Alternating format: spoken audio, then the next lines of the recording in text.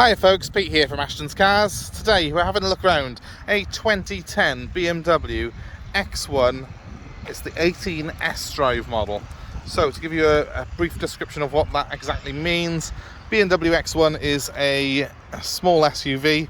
It's the smallest SUV in the BMW range. It's actually a little bit shorter than a BMW 3 Series Touring, so it's quite easy to park. It doesn't have the sort of cumbersome feel of some of the bigger X3s and X5s. And this one being an sDrive model, it's actually the two-wheel drive version of this car. 18D means it's the 143 horsepower 2-litre diesel engine. Now, to my mind, this particular model, this sDrive model with the 18D, makes the most sense out of all the BMW X1 range because it's rear-wheel drive, but are you really going to take a BMW X1 off-road? Do you really need four-wheel drive in a car like this? With the sDrive model, especially the 18D, what you do get instead of four-wheel drive is much lower running costs. It's very economical, this car. It does around about 50 miles per gallon on the combined cycle, which is excellent.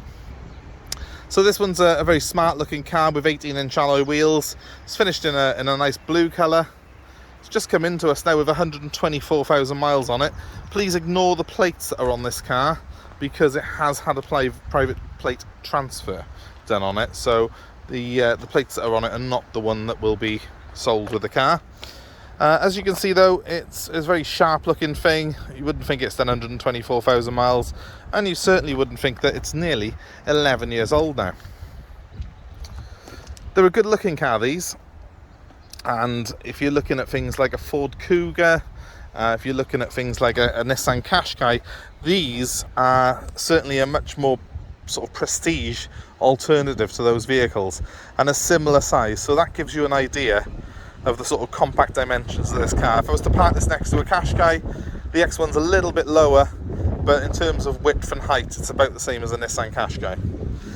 It has got that cool off-road sort of look to it though. It's got these nice body extensions here on the wheel arches which sort of protect the wheels a little bit.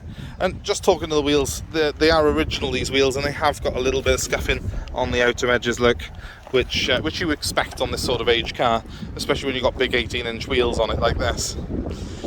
As I was saying, compact enough dimensions that it's easy enough to park, and this particular car has got front and rear park distance sensors on it. That obviously makes it easier again. It's a nice, simple, basic layout inside, which I think means it won't feel unwieldy to too many people. If you're looking for something that's got SUV practicality, but you don't really need a big thumping 4x4, then this is the one to go for, especially if you want a premium feel to it, because it does drive like a BMW. Especially this sDrive, again, it's rear wheel drive. Most SUVs, when they do a two-wheel drive version, are front wheel drive, but BMW have stuck to their traditional rear wheel drive layout, which gives a much nicer feel when you're driving it. It does feel like a BMW sports saloon when you're out on the road, this car, and that's one of the reasons that I absolutely love it, because I like a nice sporty feel. Now let's have a look inside. So it's not the biggest car in the world, but it has got quite a decent sized interior. If you're familiar with BMWs of old, this will instantly make you feel at home. The car's got a nice, simple, easy to read layout on the dashboard. Everything in here is within easy reach of me, and you just feel like with any BMW that this car's been tailored to be a driver's car. Just giving you a quick scan of the dashboard there. And what we will do quickly now is just start her up for you.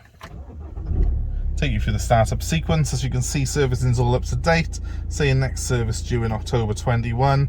And there's the 80 miles of fuel I've got in it, which is showing on my trip computer. And as you can see below that, 124,000 miles is the total distance covered on this car. And now here we are at the back of the car. Plenty of space again in the back, more than enough room for a growing family. So you've got 5 seats here with 5 proper inertia seat belts. Car's very clean, and I like the fact this one's got the leather. It does make a big difference on these cars to me. I personally prefer the leather interior on these BMWs than the cloth. Quite a stylish interior, well appointed, and most importantly, despite the fact the car's done 120,000 miles, it's in very good condition. It wears very well. BMWs do wear very well, and that's what you're buying when you're buying an X1, really. Now, coming around to here, pretty much the only marks on the car are on this rear bumper. A couple of little marks here. It's where people have just unloaded the car and caught that bumper on the way out. But what I wanted to show you was that nice sized boot. It's a good practical layout, this car. If you can see, nice wide opening, flat floor, and you know, those seats there, they do tumble forward pretty much flat. As you can see, they've got latching points on the back of the seats as well, and that makes it even more practical to tie a load down. So it's a very practical car.